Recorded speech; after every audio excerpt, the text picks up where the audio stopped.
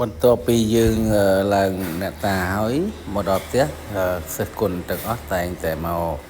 សាក់នឹងការប្រសិទ្ធិយ័ន្តបុរាណខ្មែរអញ្ចឹងសម្រាប់ការបងប្អូនញោមញាតប្រុសស្រីស្រឡាញ់សិល្បៈសាក់យ័ន្តបុរាណខ្មែរអាចមកជួបលោកគ្រូបានបាទនៅទីតាំងនៅខាងគេហៅថាភូមិទូវិជ័យឃុំប្រធានស្រុកអូរងឪខេត្តត្បូងឃ្មុំអញ្ចឹងខ្ញុំបាទទទួលសាក់យ័ន្តបាទគ្រប់ប្រភេទនឹងបញ្ចុះទៅដោយខ្ញុំបាទលោកគ្រូម៉ែនសេរិនចម្រាញ់ឆ្នាំឱសថបុរាណជាបាទទៅលើការសម្លាក់សរសៃសម្រាប់បងប្អូនប្រុសស្រីចង់សាក់ស្រឡាញ់ការយ័ន្តបុរាណខ្មែរបងប្អូនអាចមកសាក់បានលោកគ្រូនឹងសាក់ជូនបាទហើយនឹងការប្រសិទ្ធិជូនដល់កូនសិស្សគុណទាំងអស់ដែល